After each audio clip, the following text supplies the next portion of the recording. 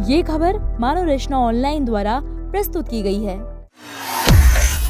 Iran ने ऐसा कौन सा दांव खेला जिससे पूरी दुनिया हैरान है। दरअसल अमेरिका ईरान समझौते से इजराइल को बहुत बड़ा झटका लगा है। जहां एक तरफ ये कहा जा रहा था कि अमेरिका इजराइल की दोस्ती के बीच कोई नहीं आ सकता, वहीं अब इस दोस्ती में दरारें पूरी दुनिया को दिखने लगी हैं। वो काम जो बड़ी बड़ी महाशक्तियां नहीं कर पाई, वो ईरान की एक चाल ने कर दिखाया। अमेरिका इजराइल का दशकों पुराना अटूट समझा जाने वाला गठबंधन क्या आज ईरान ने तोड़ डाला है। अमेरिका इजराइल संबंध इस वक्त काफी उतार चढ़ाव से गुजर रहे हैं। अब ट्रंप और नेतन्याहू के बीच के मतभेद बंद कमरों से निकलकर चौराहे पर आ गए हैं।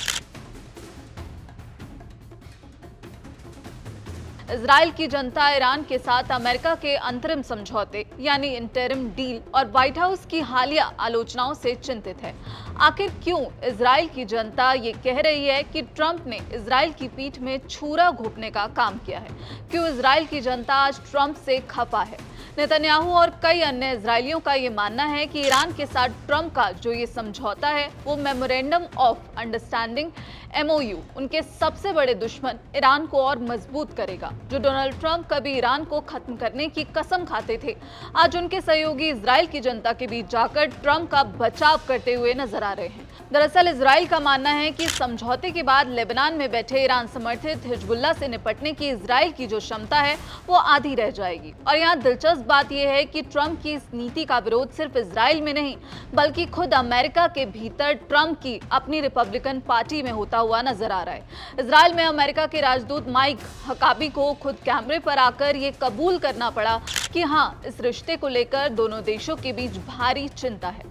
हालांकि उन्होंने डैमेज कंट्रोल करते हुए ये भी कहा कि दोनों देशों का बंधन अटूट है, लेकिन जानकारों का ये कहना है कि अब आग तो लग चुकी है। सिर्फ इतना ही नहीं, फॉक्स न्यूज के मशहूर एंकर और ट्रंप के लंबे समय से समर्थक रहे मार्क लेविन ने तो टीवी पर सरेआम ये तक कह दिया कि उन्हें ट्रंप की ये ईरान डील बिल्कुल पसंद नहीं आई।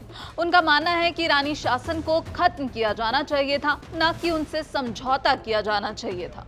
चिंता सिर्फ इस डील की भाषा को लेकर नहीं है। आपको बता दें, इजरायली इस बात से भी भड़के हुए हैं कि ट्रंप लेबनान में हिजबुल्लाह के साथ युद्ध विराम करने के लिए इजराइल पर भारी दबाव बना रहे हैं। और जब नेतन्याहू ने आनाकानी की तो ट्रंप ने जिस कड़े और सख्त लहजे का इस्तेमाल किया, उसने इजराइल को अब भड़का दिया है। इसी के साथ अमेरिका के उपराष्ट्रपति JD वेंस ने एक ऐसा बयान दिया जिसने आग में घी का काम किया है। उन्होंने कहा कि पूरी दुनिया में ट्रंप ही इकलौते ऐसे नेता हैं जो इजराइल के प्रति सहानुभूति रखते हैं, लेकिन साथ ही उन्होंने ये भी जोड़ दिया कि इजराइल की हर आलोचना को यहूदी विरोधी कहकर खारिज नहीं किया जा सकता। न्यूयॉर्क के एक बड़े रेडियो होस्ट सिड रोसेनबर्ग ने तो इजरायलियों को साफ साफ शब्दों में चेतावनी दी और कहा कि भले ही आप लोग ट्रंप से नाराज हो, लेकिन वो ही आपके लिए एक बेस्ट ऑप्शन है, क्योंकि अगर ट्रंप नहीं रहे तो आपके सामने JD वेंस होंगे, फिर तो भगवान ही आपका भला करे। जनता का मूड बदल चुका है। असल में 7 अक्टूबर 2023 को हमास के हमले के बाद गाजा में जो बड़े पैमाने पर तबाही हुई, उसने अमेरिकी जनता को इजराइल के खिलाफ कर दिया है। अमेरिका में अब ये युद्ध बेहद अलोकप्रिय हो चुका है। यहाँ तक कि ट्रंप के कट्टर रूढ़िवादी समर्थक भी अब इस युद्ध से तंग आ चुके हैं और अमेरिका का पैसा इस युद्ध में बहते हुए नहीं देखना चाहते।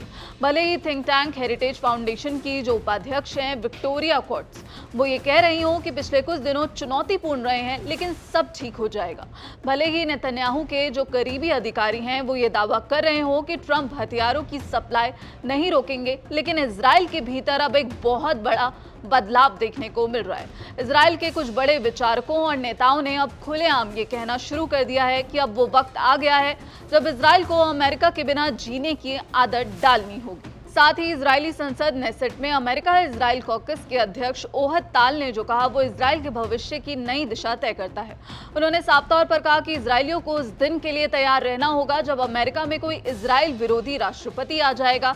इसलिए इजराइल को अब सैन्य और तकनीकी रूप से पूरी तरह आत्मनिर्भर होना होगा और दुनिया में नए दोस्त तलाशने होंगे। जानकारोों का मानना है कि इजराइल को आज समझ आ गया है कि अंतर्राष्ट्रीय राजनीति में ना कोई स्थायी दोस्त होता है और ना कोई स्थायी दुश्मन। इस समझौते के बाद जो भरोसा 4 महीने पहले ईरान पर संयुक्त हमले के दौरान इजराइल अमेरिका के बीच दिखा था, वो अब पूरी तरह से गायब होता हुआ नजर आ रहा है। इसे ईरान की कूटनीति कहें या ट्रंप की अमेरिका फर्स्ट की नीति, लेकिन इससे एक फैसले ने दुनिया के सबसे ताकतवर गठबंधन की नींव हिला दी है। आपको क्या लगता है, क्या ट्रंप ने ईरान से हाथ मिलाकर इजराइल के साथ धोखा किया है या ट्रंप का ये फैसला पश्चिम एशिया में शांति लाएगा? अपनी राय कमेंट बॉक्स में जरूर लिखिएगा। बाकी देश और दुनिया की तमाम खबरों के लिए आप देखते रहिए दैनिक जागरण। नमस्कार।